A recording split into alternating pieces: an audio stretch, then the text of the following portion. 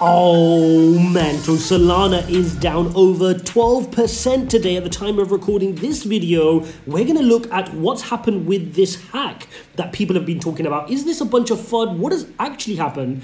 And why is Solana down? Why has it undone a lot of the work which we covered on this channel when it had its good day, pumping up here from some of the bottom, thinking, okay, maybe we can get out of this. But no, we get sent straight back down on Solana. Is it now a bad project? Am I continuing to buy Solana? What's my position on Solana? Am I topping up? Am I DCAing? Do I no longer believe in it? And I'm selling. We're going to cover all of that in this video. So make sure you hit up the like button. Make sure you subscribe to support this channel if you appreciate this blend between technical and fundamental analysis on your favorite cryptos. As always, guys, if you haven't got yourself set up on a VPN provider, what are you doing?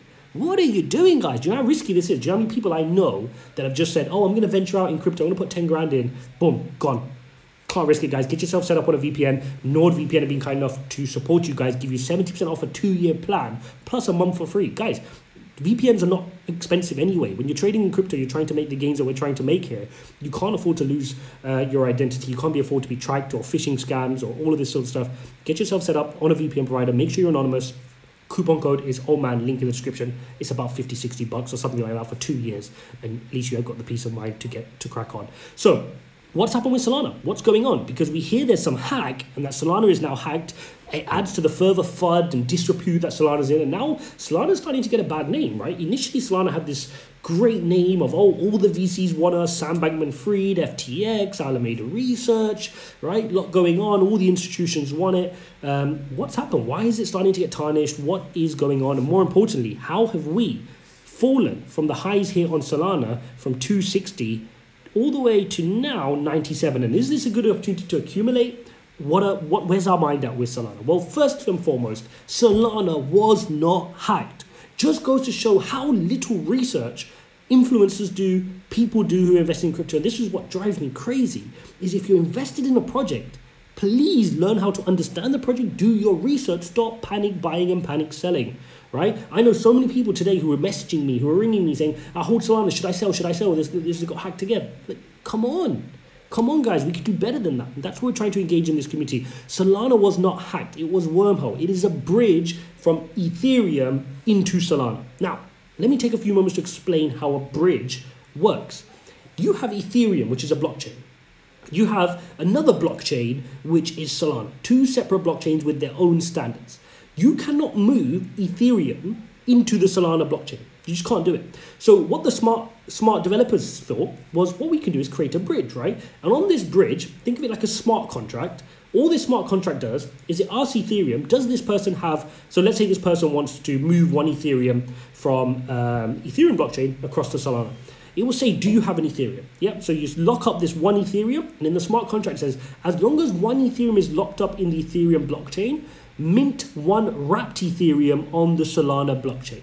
Okay? And that is what happened. This hack intercepted that movement to remove the Ethereum. It took the Ethereum from the bridge, and therefore the wrapped Ethereum was not collateralized, okay? There was no Ethereum backing the wrapped ETH. So anybody trading wrapped ETH on the Solana blockchain, which includes all the pairs you see on FTX and the rest of it, there is huge risk in that. And that is why we saw a whole bunch of people, including Jump Capital founder and also Sam Bankman-Fried, jumping in to say, we'll give up that 300 million of ETH and we'll load it back up. Why? Because they know that's nothing compared to the whole of FTX falling or the whole of Jump Capital falling. And by the way, Jump Capital were actually involved in building the platform Wormhole. Okay, they were part of the development team. So naturally, they wanted to cover that up as well. So this is what's happening. This is to do with the bridge. It's not to do with Solana. Okay, again, a lot of people get this confused. They talk about, you know, what's going on with SundaeSwap. Nothing to do with Cardano. It's a project on the Cardano network. Charles Hodgkins is not responsible for everything that happens on Cardano, right, with SundaeSwap, with the rest of it. He may have an incentive to help because obviously he's so close to the Cardano network.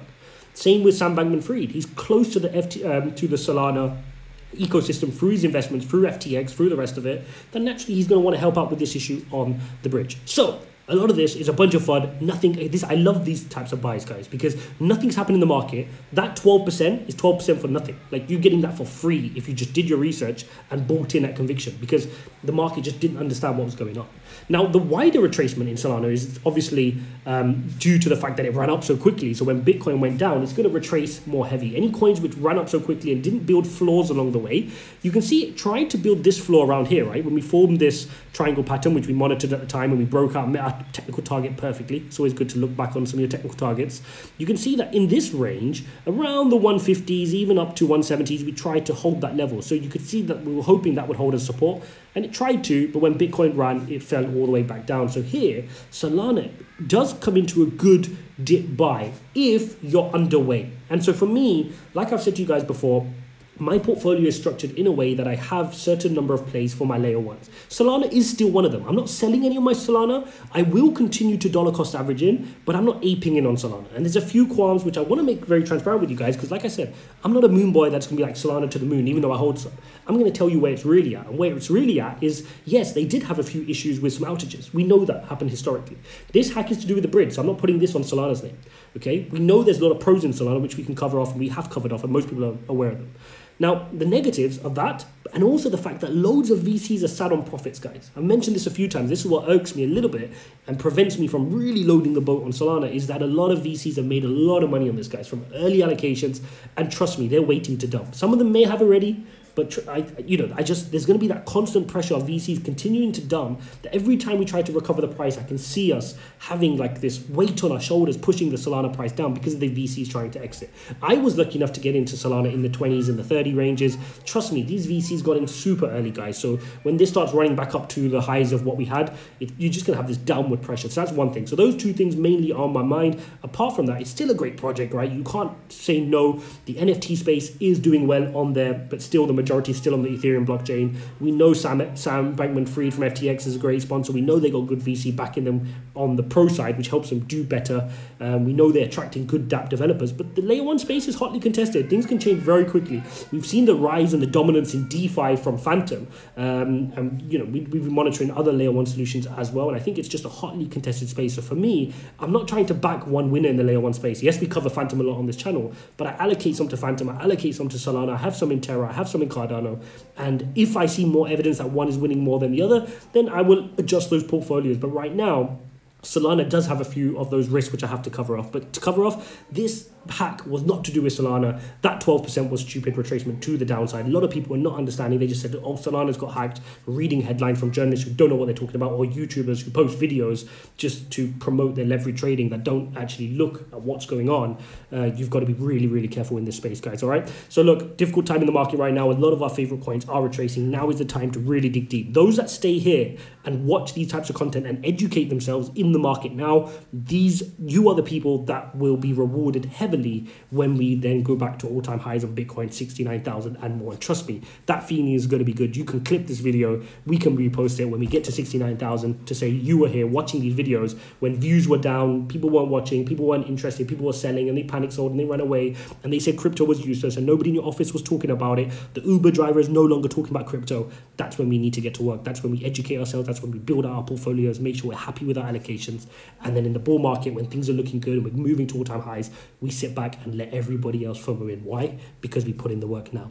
Hope you guys enjoyed this video. If you appreciate this type of content, make sure you're smashing up that like button and subscribing. Another thing you can do to help me out is share this video with anybody you know interested in crypto. That will really help us do well with the YouTube algorithm, right? And help this video reach more people, because at the moment, with just too many of these influencers just promoting and pumping coins, doing some random technical analysis without any fundamentals, which just drives me ludicrous. So if you want to spread that message for me, guys. Don't forget to help out NordVPN. Check them out. Get yourself safe and set up on a VPN. Link in the description. Coupon code OHMAN. As always, guys, thank you for watching this video. Don't forget to keep shouting "Oh man" all day, every day, and I'll see you in the next one.